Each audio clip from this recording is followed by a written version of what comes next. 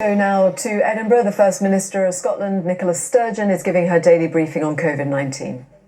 Yesterday, that represents 0.9% of the people who were newly tested and takes the total number of cases now to 19,457. The full Health Board breakdown will be available later as usual, but my provisional information is that 15 of the 50 new cases are in Grampian, 10 are in Greater Glasgow and Clyde, 3 in Lanarkshire and 12 in Tayside, and of course we're dealing with known clusters in each of these areas.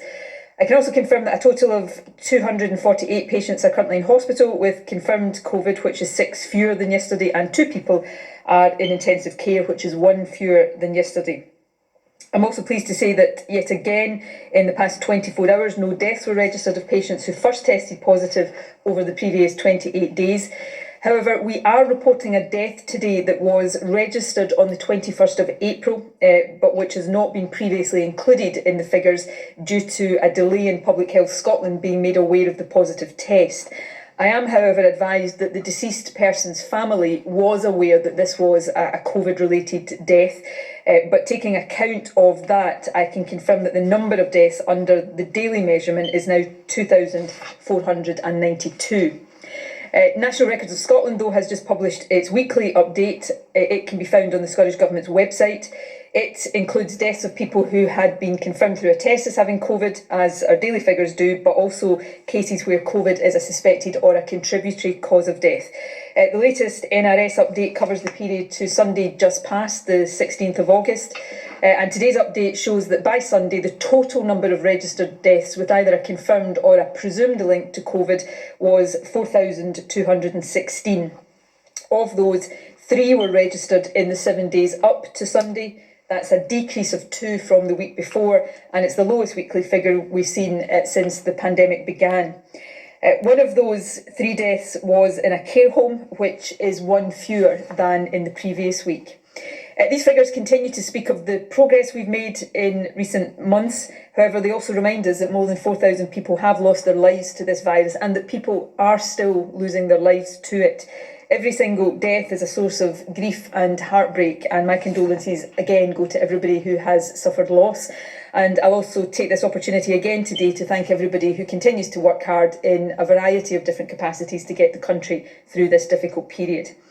The final statistics I want to update on are today's GDP figures. They cover April to June of this year, and they show that Scotland's gross domestic product fell by 19.7% in that quarter, but grew by 5.7% in June as lockdown began to ease.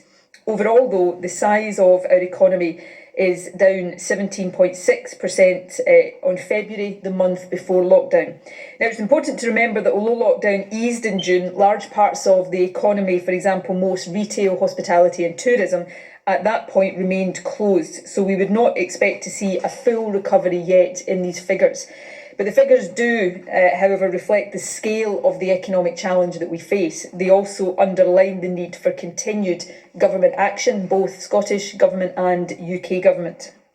The Scottish Government has already allocated more than £2.3 billion to help businesses and protect jobs, and that is in addition to important UK-wide measures such as the Job Retention Scheme. We've also set out plans to support jobs and rebuild the economy in our response to the reports of the Economic Advisory Group and the Enterprise and Skills Strategic Board. That set out, amongst other things, our commitment to creating a youth guarantee of opportunities for young people, and we will of course set out further detail of our support in our programme for government that we will set out to the Scottish Parliament at the start of September. I have 2 further items I want to cover today. I want to update you on the different clusters of cases that we're seeing across the country, and I'll then set out our decision in relation to the restrictions that are currently in place in Aberdeen. I'll start with the cluster in Cooper Angus, which is linked to a Two Sisters food processing plant. My figures at the moment say that 17 cases have now been confirmed as linked to this outbreak. 15 of those are employees of the factory and 2 are people in the wider community. Contact tracing there is ongoing.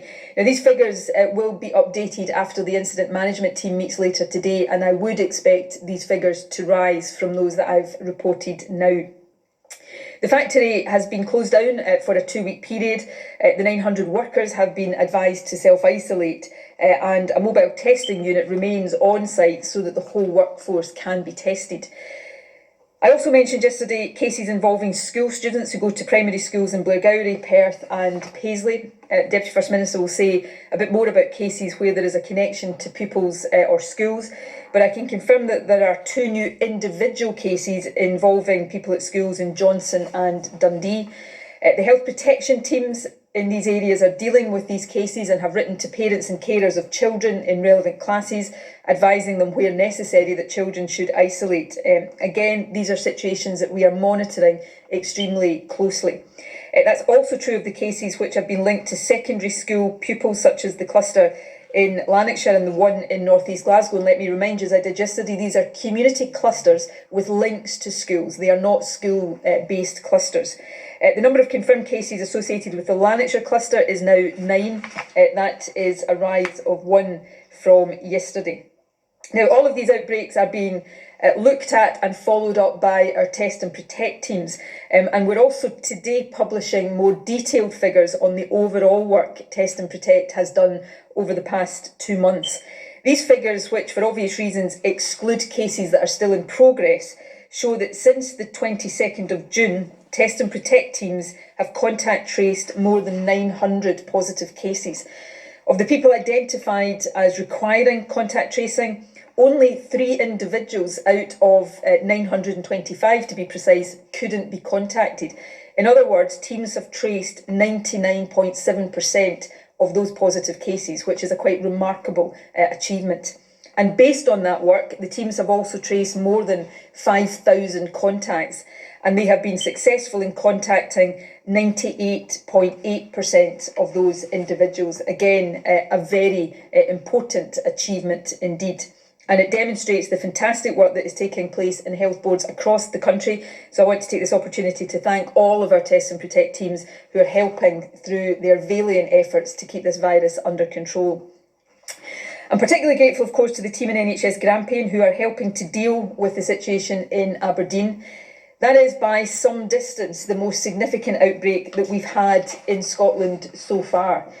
I mentioned earlier that 15 of the 50 new cases reported today are in the Grampian area.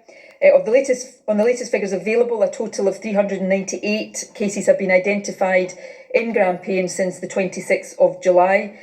226 of these are associated with the cluster linked to Aberdeen pubs, and 1,141 contacts have now been identified from those 226 cases. And to give another indication of how effectively the Test and Protect team is working, more than 90% of cases and contacts identified in Aberdeen in the last 3 days alone have already been contact traced. Now, there's no doubt that these efforts, combined with the restrictions that were put in place, are now having an impact. There is now some evidence that the original cluster linked with bars and nightlife is being contained.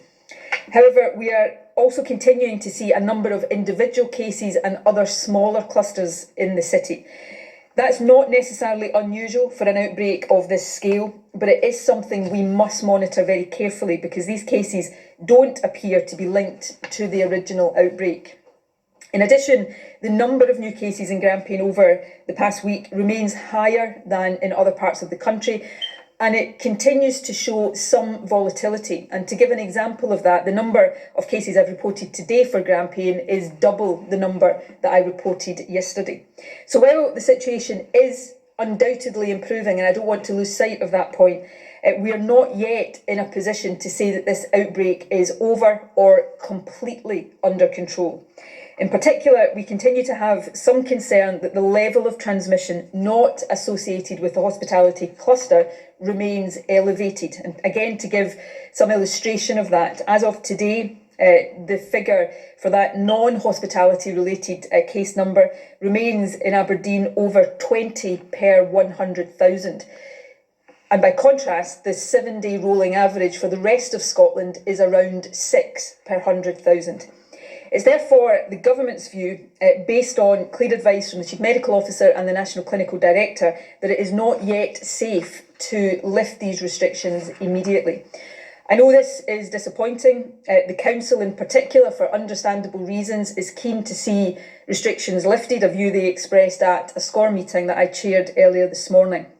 We've also taken into account the view of the local incident management team that the main cluster is increasingly under control. But moving too quickly with transmission levels as they remain just now would, in our view, risk the hard-won progress that people in Aberdeen have made. As a result, it is our conclusion, reluctantly, and this has been a difficult decision this week, that hospitality businesses such as pubs, restaurants and cafes will remain closed and the restrictions on household gatherings and travel will remain in place for a further week.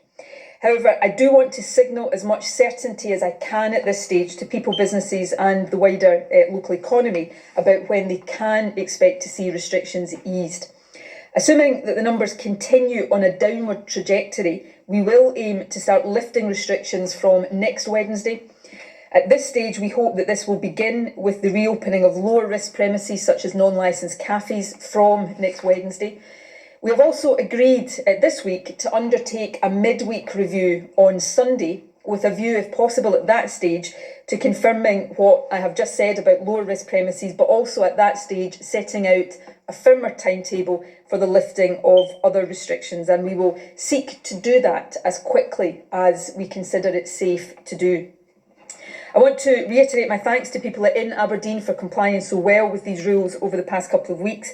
Nobody wants measures to be in place for longer than is necessary, but it is really important at this stage in the pandemic that we continue to take a precautionary approach.